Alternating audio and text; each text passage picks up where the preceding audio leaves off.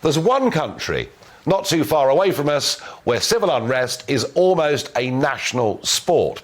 It is, of course, France, modern France, founded from the flames of revolution and still prone to a good riot here or there.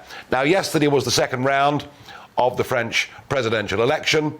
Macron getting just over 58% of the vote, Marine Le Pen 41.5% of the vote. I thought what was very interesting was seeing Macron's acceptance speech, his victory party. It all seemed a little bit subdued. And I think the reason for that is nobody would have even believed that a candidate with the name of Le Pen would get more than 4 in 10 French voters to support them. But she did. And it's quite interesting, isn't it? Every time there's a presidential election, we're told that the Front National, as it was, or now the National Rally, we're told that it's peaked. We're told that's the end of it. Well, I'm not so sure. You see, my own personal experience was this. In 1999, when I stood in the European elections and got elected to the European Parliament, UKIP came fourth. In 2004, UKIP came third. In 2009, UKIP came second, and in 2014, UKIP won the European elections, won a national election, and hey presto, we got a referendum, and British politics has fundamentally changed. And many of the barbs that are thrown at Marine Le Pen, and please bear in mind, she does not have the same politics as her father. The BBC this morning was suggesting that she did. It's not right. It's not true. And I just see this steady progression, this disenchantment with the Parisian centralisation, the arrogance, frankly, of Macron and many others. And I would not, for one moment, write off Marine Le Pen getting up to or close to 50% in the next round of the French presidential elections in 5 years' time. Well, one man who was there last night witnessing all of this was GBNews' political editor, Darren McCaffrey, and he joins me now. Darren, good evening. How was last night in Paris?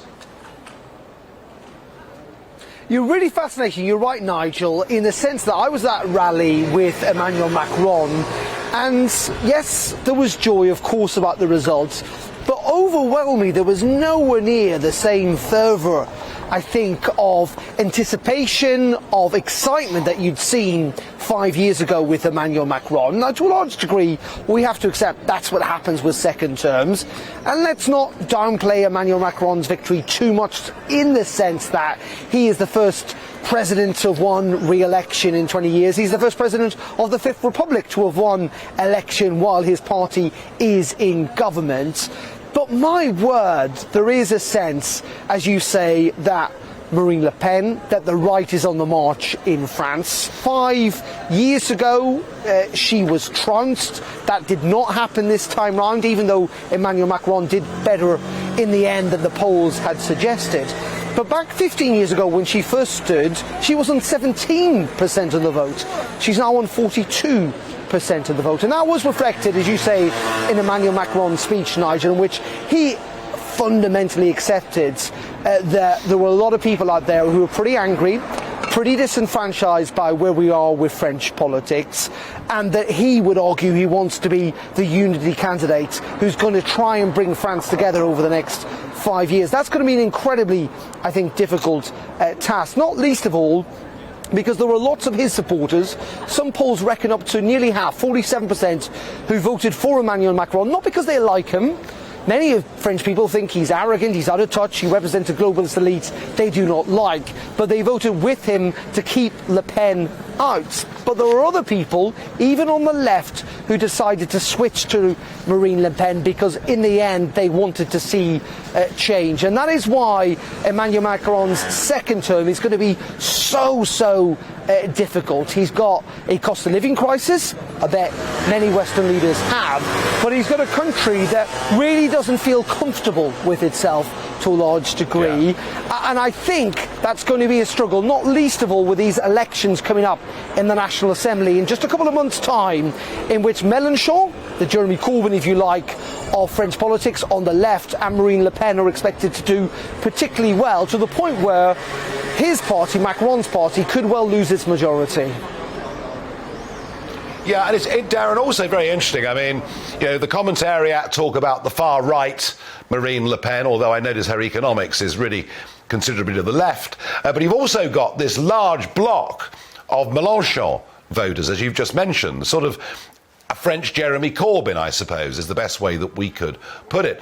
What's really fascinating me, Darren, is it's the youth of France that are turning to Le Pen, that are turning to Mélenchon. And perhaps that explains why Macron and the establishment are frankly quaking in fear at these Assemblée elections. Yeah, so I was at La République last night, hours after Emmanuel Macron won after that rally at the Eiffel Tower, and there were hundreds of young people out essentially calling Emmanuel Macron a fascist. It caused, as you would expect, and rightly pointed out here in France, lots of protests. There were riot police, lots of bottles thrown at those police officers. They clearly are not terribly happy with the choice that the French electorate has made. I think what's fascinating, though, in order to see off Marine Le Pen, Emmanuel Macron is going to switch, if you like, over the next 5 years, that he's going to appeal much more to left-leaning voters.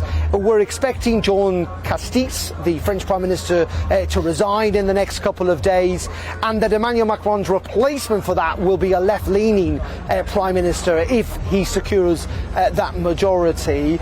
But that all speaks to the fact that there is division. The centre ground has held in France, and it has. And as I say, let's not play down Emmanuel Macron's victory here. You know, the French normally cheer in the leaders and then they chuck them out. They've not done that this time round, but only under enormous pressure from the right and left. And I suspect we saw it with the Gilets jaunes a couple of years ago, the yellow vest protesters who brought large parts of France to a standstill, given some of the reforms that Emmanuel Macron wants to carry out, given how divided France is between those that are poor and those that are wealthy, those that live in cities and those that live in the countryside.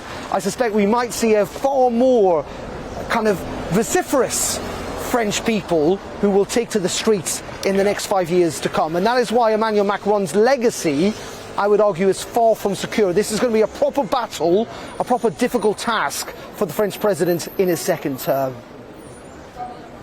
Darren, thank you very much indeed for joining us and giving us that analysis. And yeah, I mean, people rioting on the streets of Paris. Whatever next?